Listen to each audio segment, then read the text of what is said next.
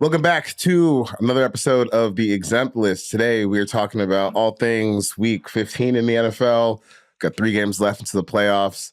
We got Quincy Enunwa, former Jets wide receiver and in-house Jets analyst, to break it all down, and we're going to get right into it. All right, welcome back to the show. Got a good guest this week. I think someone that a lot of us knew who he was in the NFL, and now he's doing in-house work with the Jets. Quincy Enunwa. How you doing, Quincy? What's going on, man? I appreciate you having me on. I'm doing good. Yeah, thanks for coming on. I always want to ask people, who go from NFL playing days to doing this media stuff, like how did that transition happen for you, and how's it been going for you? To be honest with you, it wasn't even something I wanted to do. I think you could probably even find a tweet where I publicly said I wasn't going to do this. I think after you get done playing, everybody kind of searches for like, what's the next move, right? Everybody, even myself, like I was a guy that really kind of focused on like, okay, this isn't forever, like let me try to meet people and figure it out. But then once it happens, you're really kind of like, do I really want to do that stuff I was thinking about? So the Jets reached out to me and they were like, listen, we got this spot for you. If you want to come try it out, if you don't like it or if it doesn't work for us, then, you go on about your way. So I tried out, it was a mutual liking, and I've just been here 2 years now. What were the other things that you were thinking about getting into besides this? I went to school for economics, so, I was looking into business. I did an externship with StubHub out in San Francisco while I was playing. So, like different things like that, just trying to see like what kind of made sense for me. And the only thing really, and I tell every guy this now, is that like, whatever you do, it should involve football in some way. Like it's been a part of your life for probably like 20 years plus. Like if you can find a way to get back to that, at least it'll kind of, feel like home, and it's easier to make that transition. I used to cover the Jets with the 2019 to 2020 season, but I think that might have been when you were out with the injury, right? 2019 was my last year. I got hurt that year. Yeah. So now it's interesting, get to come full circle a few years later. But as we start off every show, we'd like to talk about funniest things from the past NFL weekend. And I can't find anything funnier than, well, first of all, have you seen this Tommy Devito story involving the pizzeria? Yeah. He and his agent, they've gone on the super tour. His agent had on the Italian Sports Hall of Fame jacket at the Giants Saints game yesterday.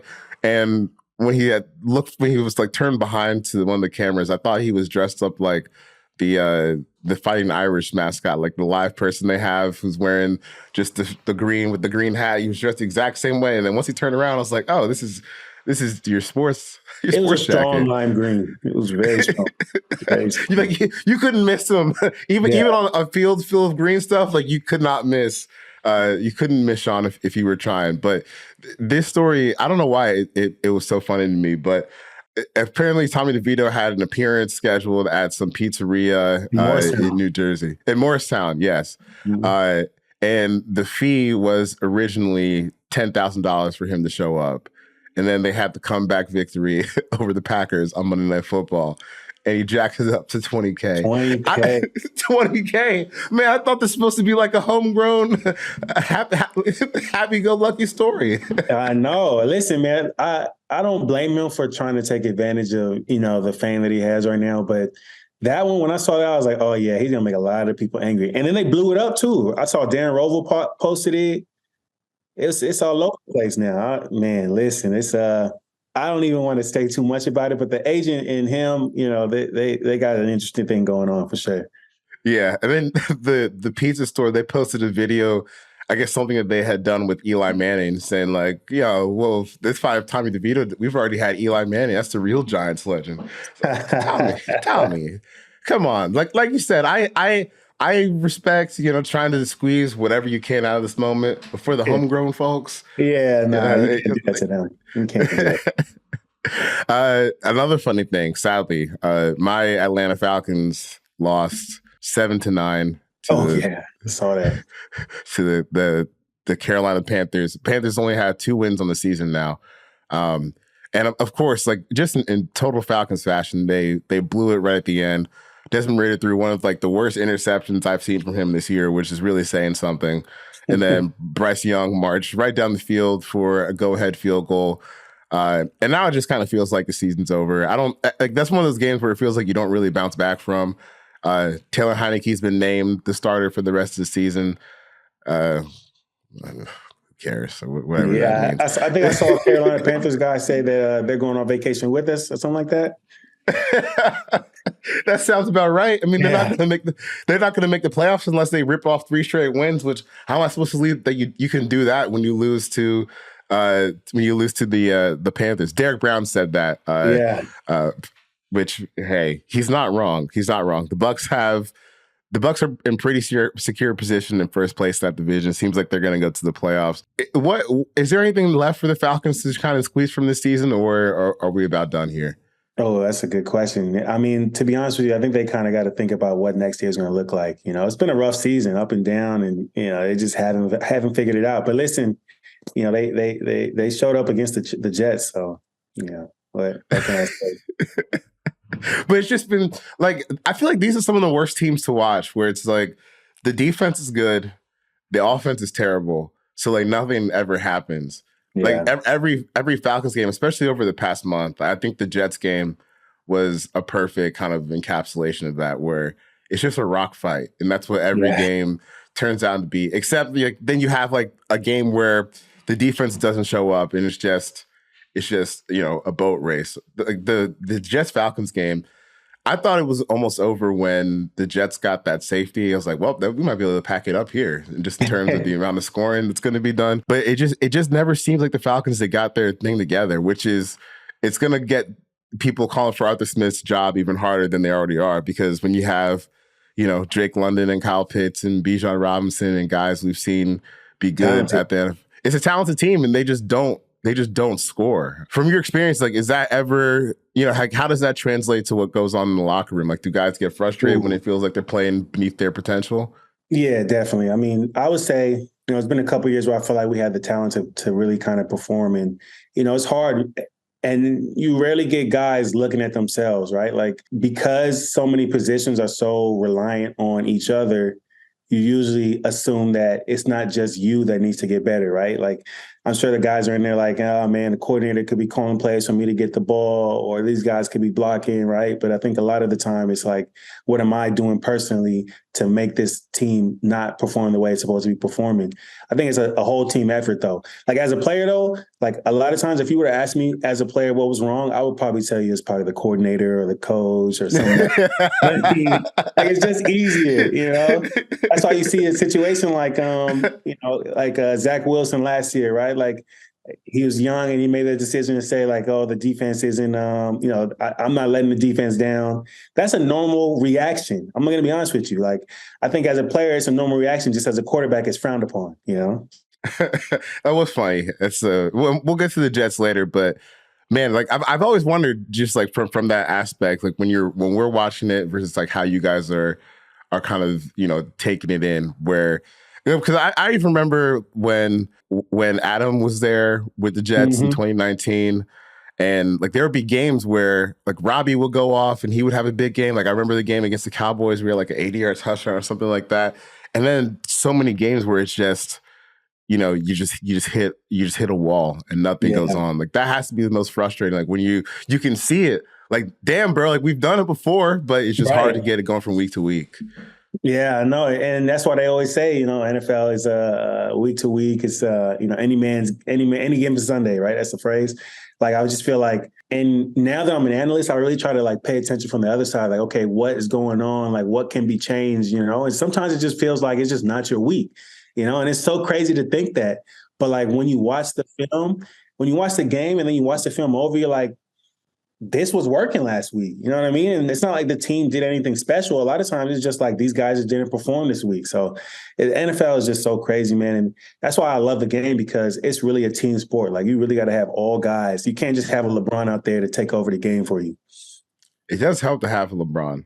It does. It absolutely does. Yeah, that's like when I look at the Falcons, I'm like, man, if we just had like a quarterback or something, Even then, it's weird because like the running game got so much worse than it was last year, and like you add Bijan Robinson to that mix, you would think that you'd be able to pick up right where you left off, but it got worse, and that's the part that's just like baffling to me. It's like, damn, bro, I know we got the players, Right.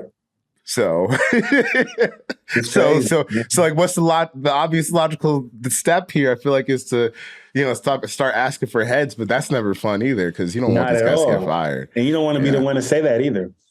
Let's move on to a team from this weekend that has a LeBron and the Bills and Josh Allen, and they didn't even need him to do anything.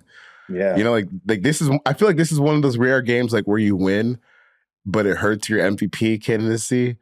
Because Josh Allen yesterday in their win against the Cowboys, or on Sunday, excuse me, he threw for 95 yards on like 15 attempts, but James Cook just went absolutely loco. Are the Bills about to make like a real deal playoff push here? Like, is that something that they can actually absolutely like attain? There's a chance. My only thing with the Bills is, they're in the same division as Miami, and Miami, granted, the Jets haven't been playing the way they're supposed to, but they had a pretty good win without Tyreek Hill. And a lot of people were like, oh, Tua without Tyreek, he's not going to be able to do it. And the Jets have a pretty good defense, regardless of the fact that the offense wasn't able to move the ball. He still had a pretty good, efficient game without Tyreek in the game. So, that'll be, I would like to see them two together, one more time, see what that looks like. But the Bills are good, man. I like them. I like Josh Allen when he's on, like you said, like the LeBron. I don't think he's LeBron, but he's a guy not LeBron. Take over the game. Yeah. You know what I mean? No, I know what you mean though. But he could take over the game, and then him with Stephon, when they're rolling, now you got James Cook out the backfield going crazy. So, it's a good offensive team. Yeah, right now they are the 9th seed. They're tied with Houston, Indianapolis, and Cincinnati with an 8-6 record. It gets kind of complicated for them because they dropped that game to Cincinnati earlier in the season. And the Colts have a tiebreaker over the Texans or a tiebreaker over the Bills. So we're kind of getting to like the nitty gritty of the season. But I feel like if there's one team that I wouldn't want to face, like if I was like, so Miami has the 2nd seed right now. If the Bills stroll in as the 7th seed, that means the Bills will be going to Miami to play them in the wild card round. That's like a team that I would hate to see right now. Especially because of the cold. Right. But it would be in Miami though, huh? Yeah, that game would be in Miami, but still, it's like I feel like you don't really see a team with that record. Like they just dusted the Cowboys, on Sunday. And when you start looking through some of their losses, you guys were unlucky to a point where it kind of felt like earlier in the season it wasn't your year with all the injuries, and then you have some of these close losses where you're losing by a score or a field goal or something dumb happens, like the Eagles game where Josh and Gabe Davis are off at the end of the game, and then you have the game against the Bengals where Joe Burrow kind of pulls them through. But if you can just get to the playoffs, to me that's a team that could go on upset watch. But it would definitely be hard if you have to go all the way through playing all road games like you would if you're a 7 seed. That's a tough draw. No, definitely. And I'm looking at the schedule again right now. Last year, one thing I saw about the Bills was, I think after they lost to the Jets, that was like their one loss. They went on a run. Like they find a way later in the season to really kind of play some of their best ball, and obviously they've had a couple losses, but they were close losses, So that's a team that you definitely, now they get to the playoffs, they don't always play well, but they know how to play ball in December and in November, Yeah, they do. And it just helps when you have Josh, you got Stephon. I think the defense is even, especially this week, they kind of put it together even after they lost all those players, because they lost Matt Milano, Trey White, Daquan Jones. Like those are 3 pretty key starters for them on defense, and they've been able to rebound from that. Ed Oliver is having an absolutely monster year, finally living up to the draft status and maybe even a little bit undervalued now based on how he's played this year, where compared to the contract that he signed. That team's balling. And it's always funny to watch where these teams go, because sometimes you have a team that struggles at points in the earlier of the season and they are able to bounce back from that, like the Bills, and then you have teams that struggle early on the season, and that's just how it goes. So of this, there's 6 teams that have been eliminated from the playoffs so far. And I just want to ask you, of the Titans, Jets, Patriots, Commanders, Cardinals, and Panthers, if you had to pick one of those teams to be for the next 2 or 3 years, what would be your selection?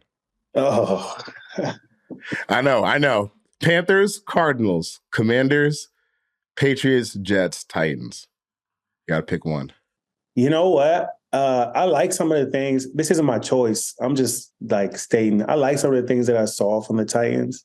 I don't know if DeAndre Hopkins is going to be there long term. So does Will Levis still have that top target?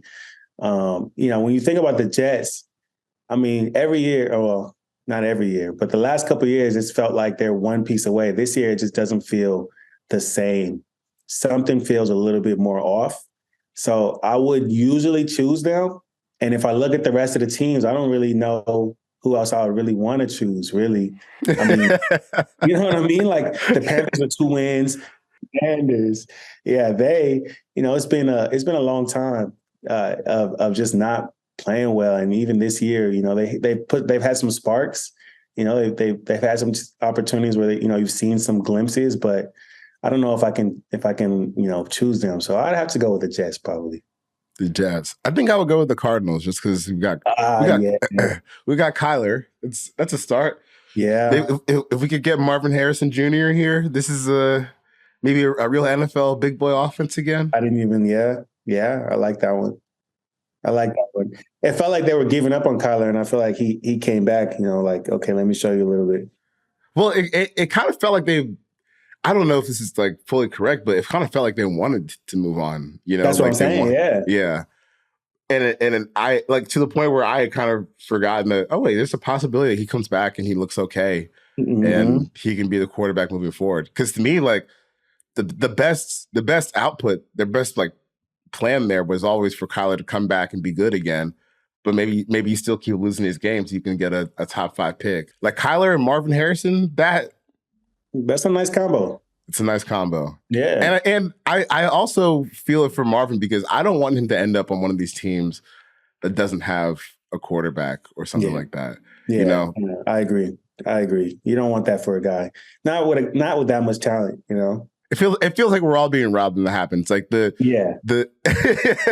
like the worst case scenario to me is like the Patriots end up with like the 3rd pick, so you don't get a quarterback, and they're just like, oh well, we'll just take Marvin, best player available, right? And then he's stuck with the Bailey Zappi show or whoever they get stuck with. Speaking of guys like Bailey Zappi, I mean, this has been the year of the backup quarterback, pretty much. Almost, it feels like not every team, but a lot of teams have had to play a backup for a good portion of the season. We just saw last night on Monday Night Football, Drew Lock lead the Seahawks from behind and beat the Eagles with a pretty clutch game-clinching touchdown. But the biggest takeaway for me this week is, wow, Joe Flacco, like, is he somehow, like, where is this coming from?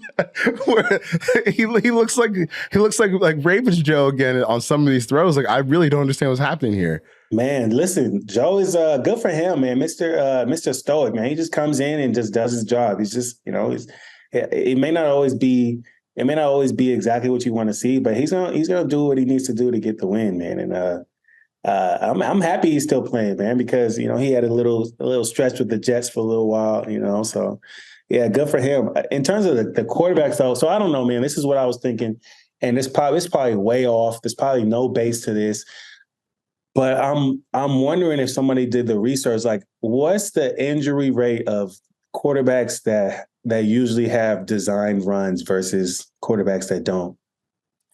Like, I feel like nowadays with the way that training camp is and everything, a lot of these guys and the rules, a lot of these guys don't ever train to take a hit, whereas the guys that know they're going to be running with the ball, they do.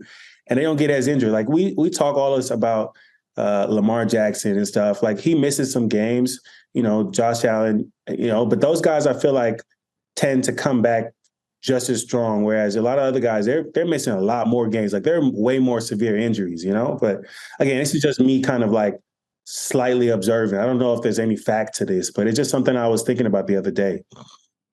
Yeah, it's kind of interesting because honestly, like even this year, like, I don't really remember a time like where Lamar Jackson got hurt this year.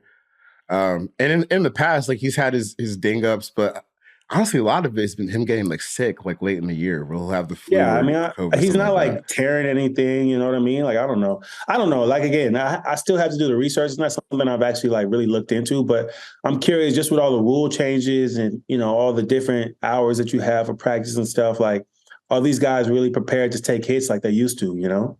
I kind of have a take that I don't even know if it's right or if it's reasonable, but after this season, I kind of feel like we're gonna get like some real change to Yeah. protect quarterbacks that everyone's gonna hate Yeah. because even though like all of these guys have missed time for different reasons and totally different injuries, you know, I don't think the NFL wants to go out there where they're trying to market these, you know, primetime games and you know, here's Bailey Zappi versus Mitch Trubisky on Thursday Night Football, and even though the game ended up well for the Seahawks, and you got the moment with Drew Lock, they would still rather be able to go into that game saying, "Hey, come watch Jalen Hurts versus Geno Smith," or Right. something like that. I don't even know if it's rational. I don't know if it makes sense, but I just keep feeling like this impending sense of doom that we're going to get some.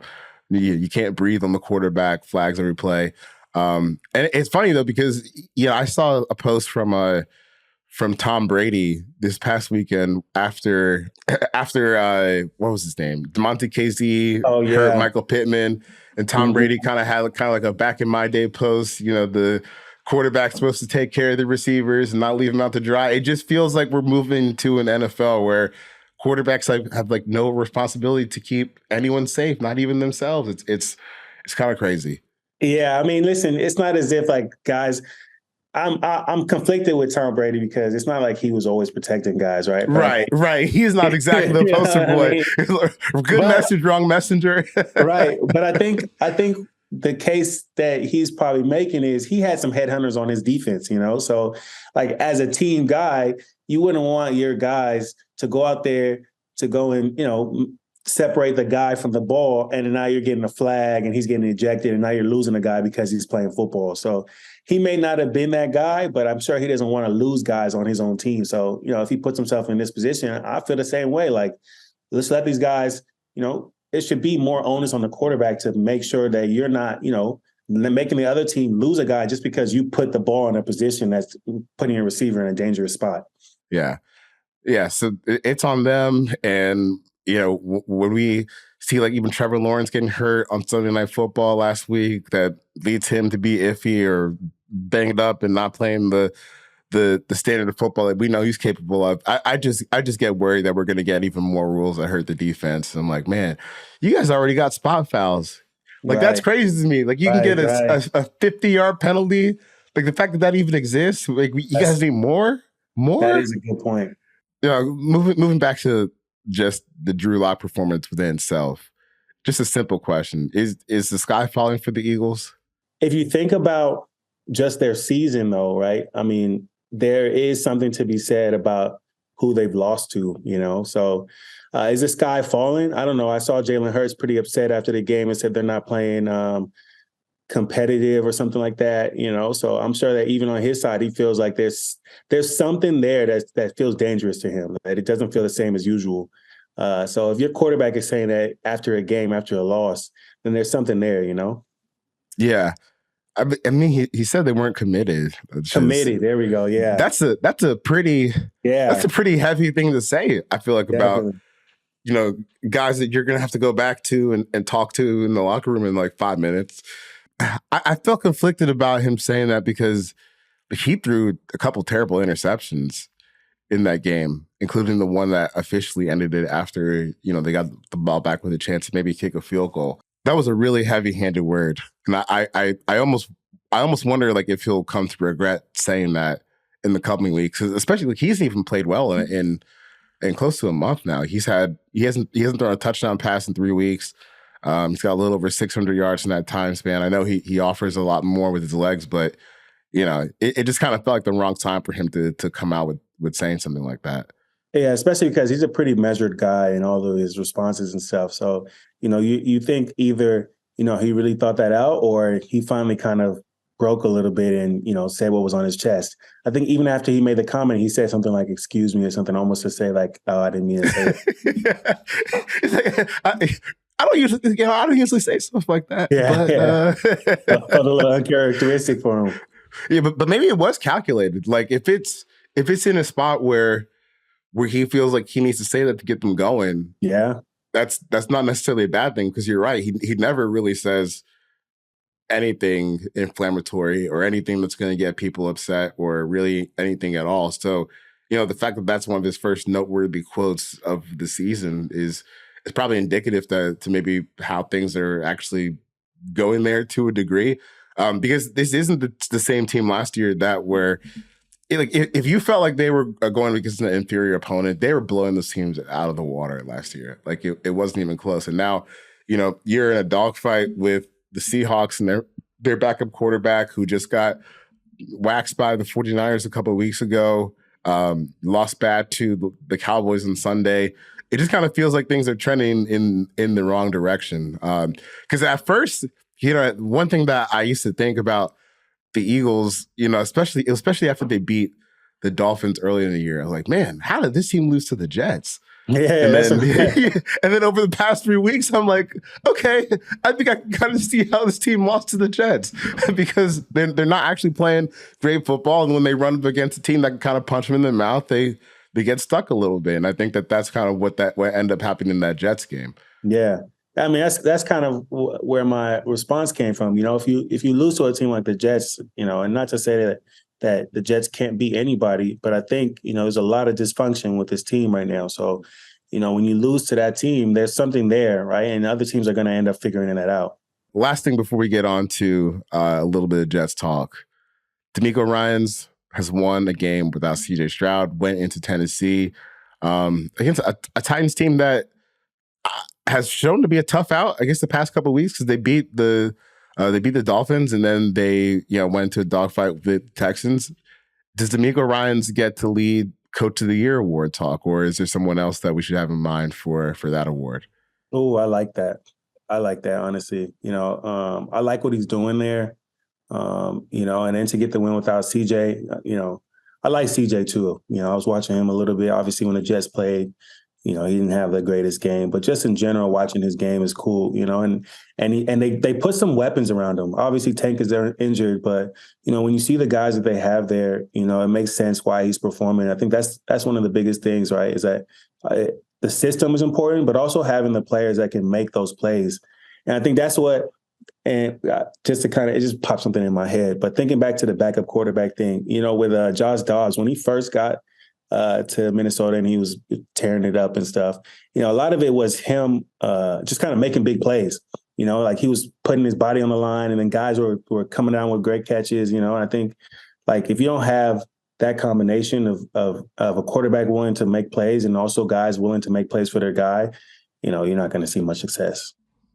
Yeah, I think Dameco is probably a strong pick for Coach of the Year, because I feel like the Coach of the Year award, what it really means is you've kind of exceeded our expectations for what we thought was going to happen, more so than just pure out best coaching job, because that could be like John Harbaugh or Kyle Shanahan, but it feels like that's just too easy because they would win it every single year. I think Zach Taylor should probably get some love for the Bengals for being able to guide this team to 8-6. Yeah, with Jake Browning. I mean, dude, they've played 4 games without Burrow because he got hurt against the Ravens in that primetime game about a month ago. And they're 3-1 in those games. And in the 3 games that they've won, they've scored at least 27 points in all 3 of those games. Like, with Jake Browning as your quarterback, that's pretty crazy to me. Definitely. I didn't know they could do this. Those are 2 good options there with him and Dameco. That's a good point. I hadn't even thought about who would be Coach of the Year.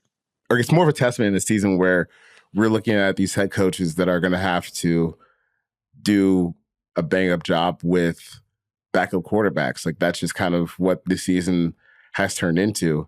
And maybe even that ability to be able to point out and see which guys are going to be able to be competent backup quarterbacks is something that we need to take into account too. Because I always laugh at or not laugh at the idea of, oh, you need to invest in backup quarterback, because you absolutely do, but like there ain't that many of these guys that can actually come out and we're sometimes it feels like we're struggling to find 32 starters, like, Right. let alone 32 backup quarterbacks.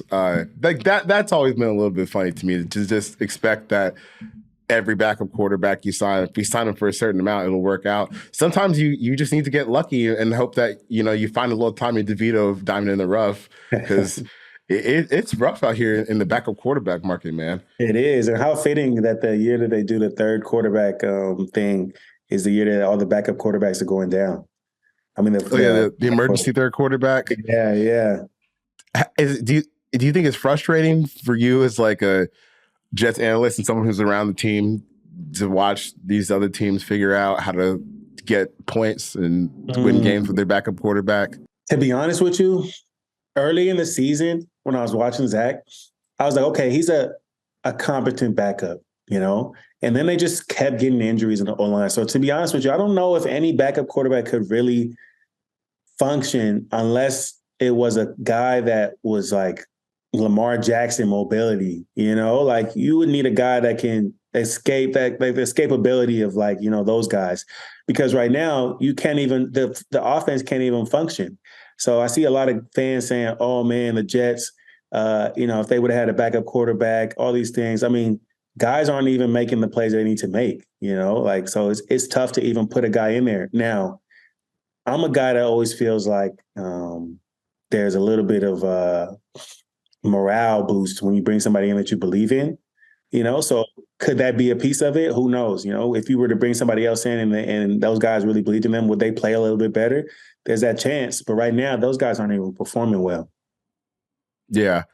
Because even the little Josh Jobs streak, that little 3-game stretch he had, it's not nothing. It makes the trade worth it. Like, to go get him from Arizona, even if it flames out like it did in the end, it still made those 3 weeks worth it. Exactly. And that's what I was saying. When he got in, guys, I mean, he was throwing himself in, like he took a couple shots, running the ball, and guys were making plays. Like, I think that's what people miss. Like, it wasn't so much that he was just playing the best at quarterback, because some of the plays weren't that great when you watch it, but he was just, guys were just playing well around him. Like, they really wanted him to get the win, like they love that story. Like, a guy comes in that week, he's playing for us. Everybody's like, oh yeah, we're going to get this win for this dude, and then after a while that magic kind of died. And, then you saw, really what was going on.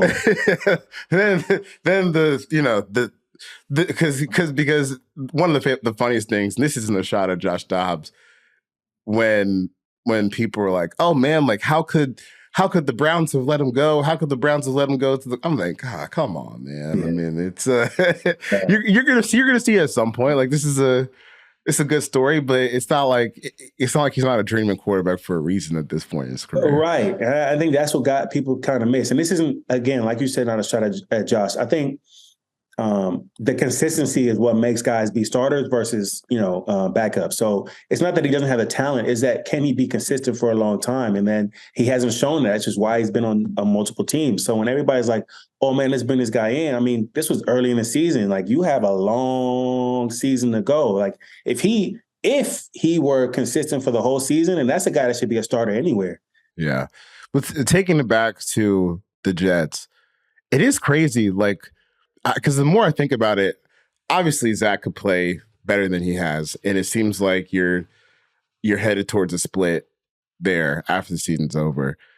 But the amount of offensive line injuries that they have suffered this year, like it truly is baffling, because Dwayne Brown's been hurt for most of the year. AVT has missed most of the season. Who else has gotten hurt over there? Max Mitchell got hurt. Max Mitchell got hurt. Colin Governor got hurt. The only person that hasn't missed any games is Tomlinson. And that's a left guard. Everybody else is swapped around. I think they've had 8 different right guards. I mean, probably like four tackles in and out.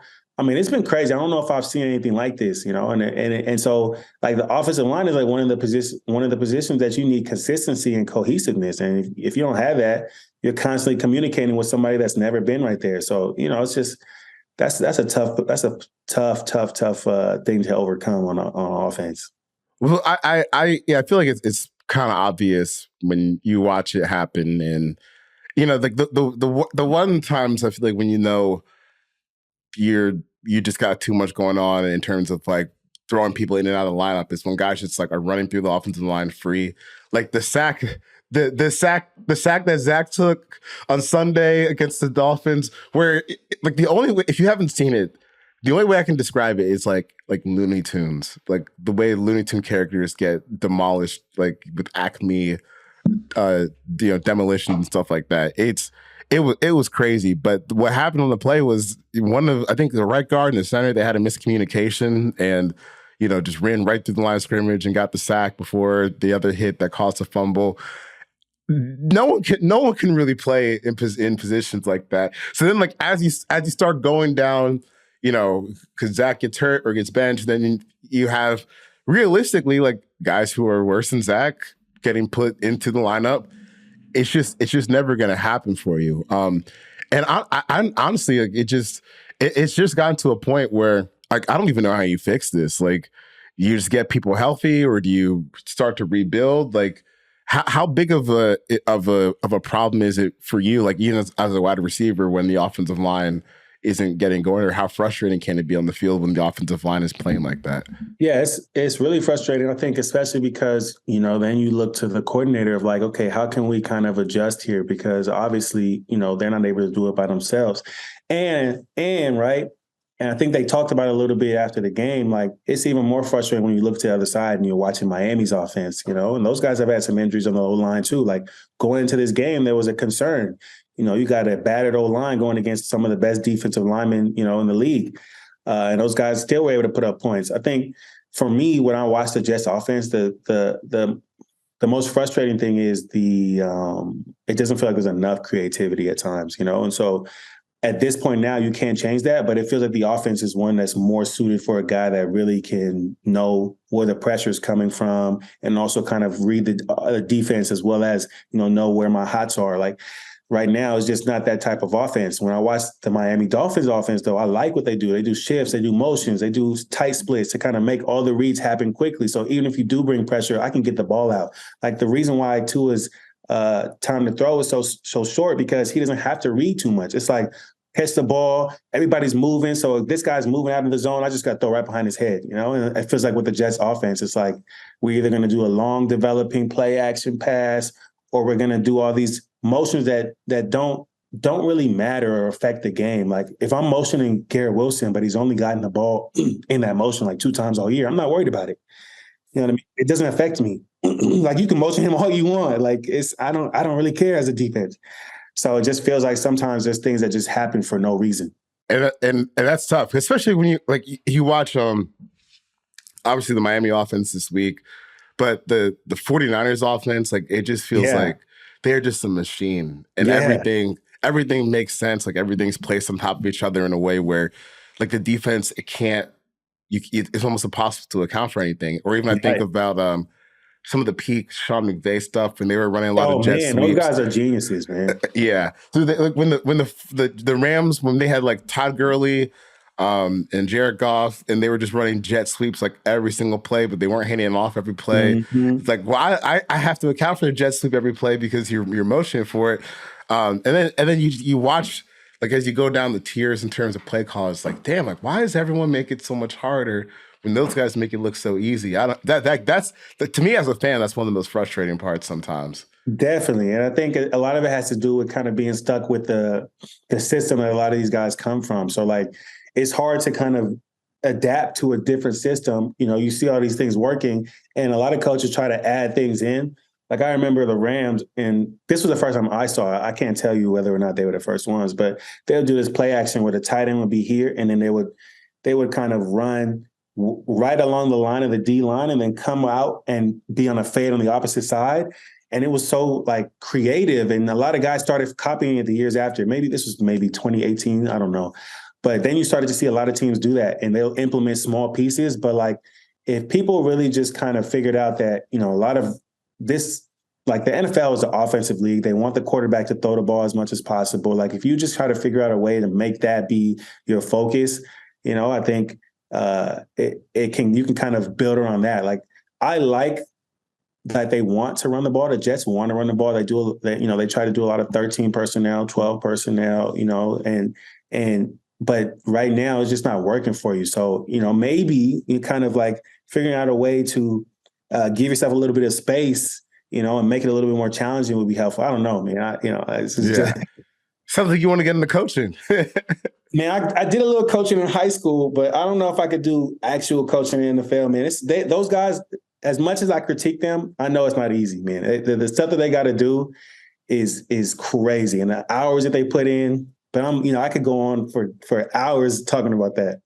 Based on everything that we've seen so far, based on reporting, it seems like Robert Saleh and Joe Douglas are safe for next year.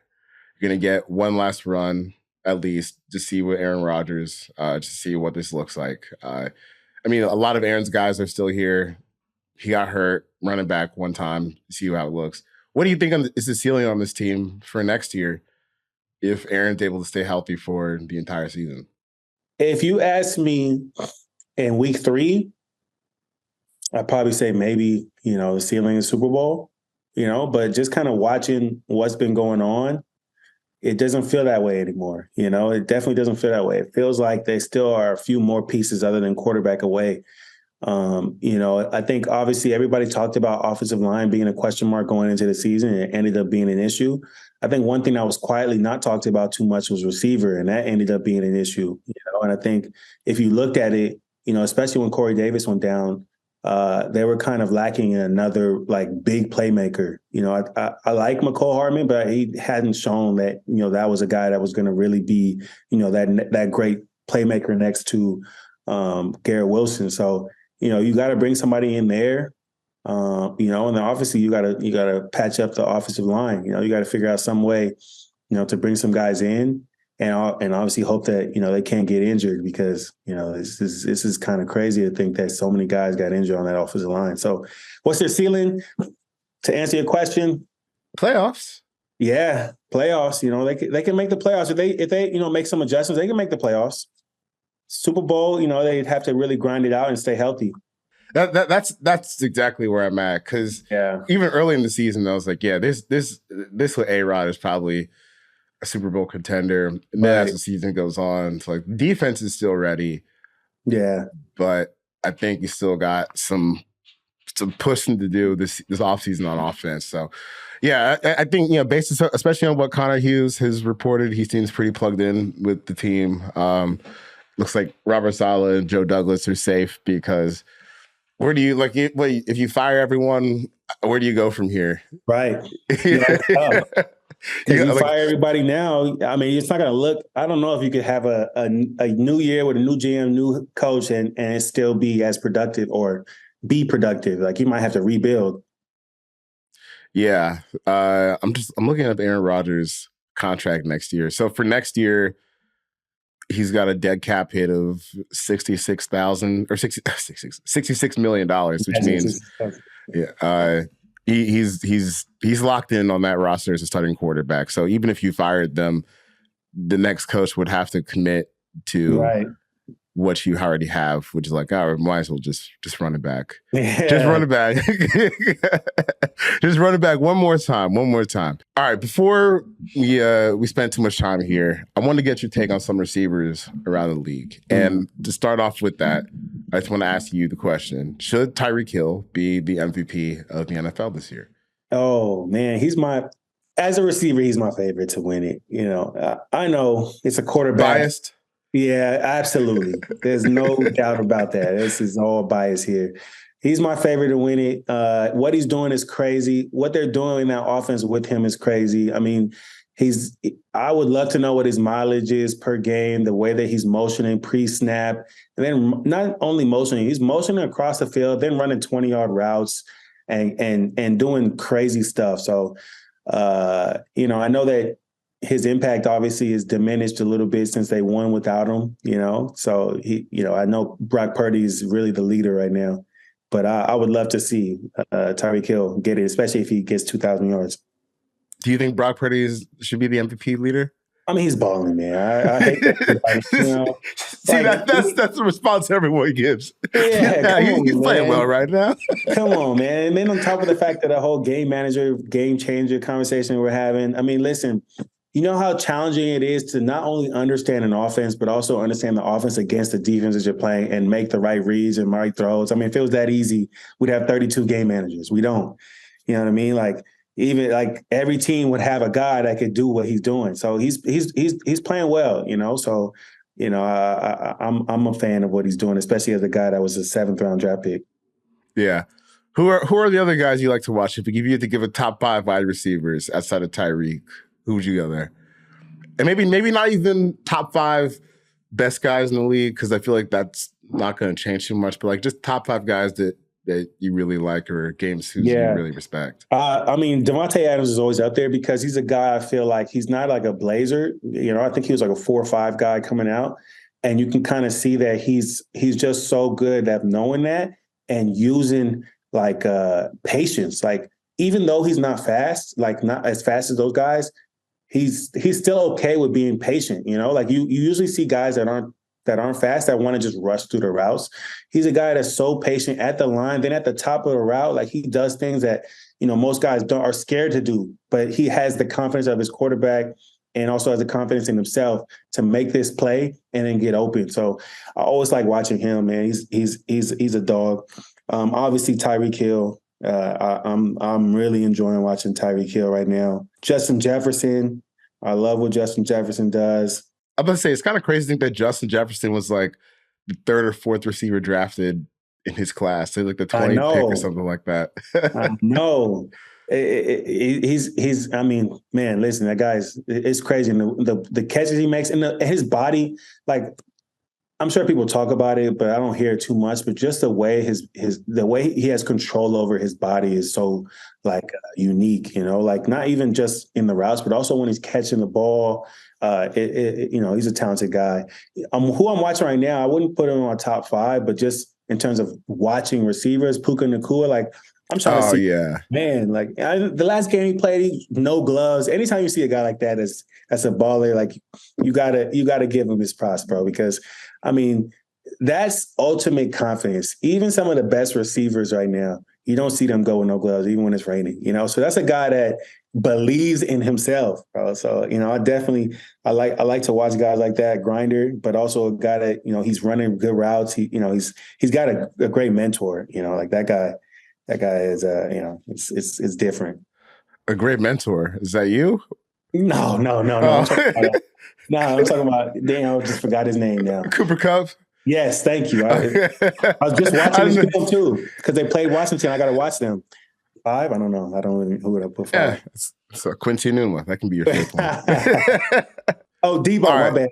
Debo and AJ. Okay, that's a good one. That's a good one. Yeah. Those are my other 2. Yeah, the 49ers crazy. They got Debo and Ayuk at the same time. Like that's special pairing. Definitely. Last thing I want to ask you before we get out of here.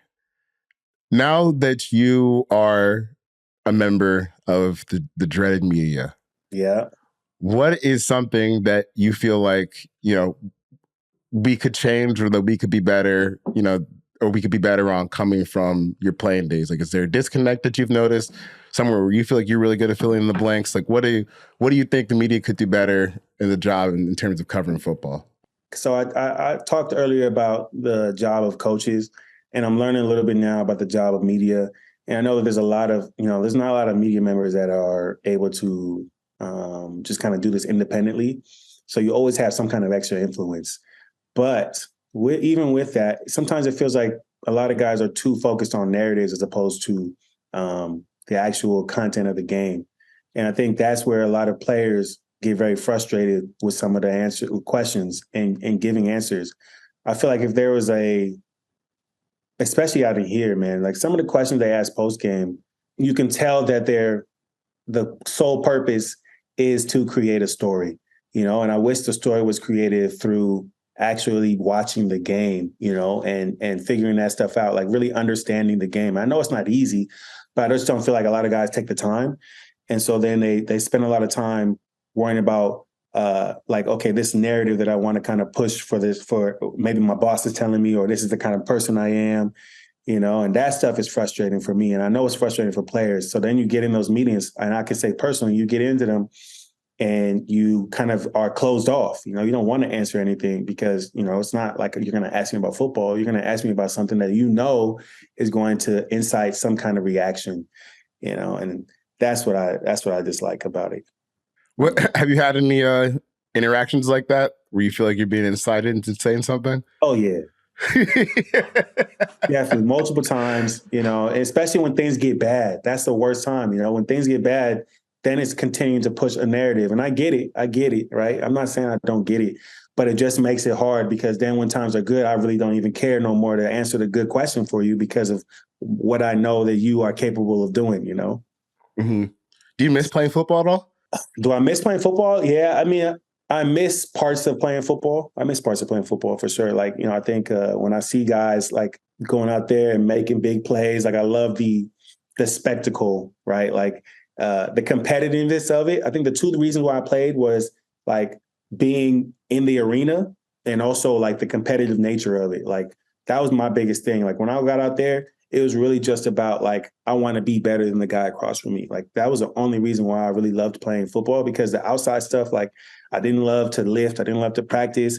I love to lift. I only love to lift if I was competing against somebody else. Like if you told me go in the gym and just go work out, sometimes I would have to create a narrative. It's kind of like, I think a lot of guys do this though. Like Michael Jordan? Exactly. Like a lot of guys, like you have to, I feel like with high level sports, it's so demanding on your body and your mind and your time that you have to create something like an enemy almost, so that way you always have something to strive to beat. Like you have to take this stuff personal. Otherwise, it just becomes a little monotonous.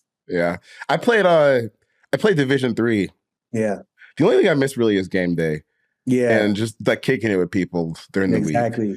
But I don't miss the 5 a.m. practices. No. I don't miss like the one thing I really, really don't miss is eating in a certain way to hit like a weight goal or fitness goal. I hated that so much. I'm telling you, it's the same, bro. The guys that really, I don't know, I'm sure there's guys that are different, and maybe somebody watching is gonna be like, well, that's why you didn't become great. I don't know. I mean, to be honest with you, I feel like I didn't get to where I needed to get to because of injuries, and I couldn't prevent those injuries, But like, when I watch guys and I see what they, all the greats that I play with or watch, personally.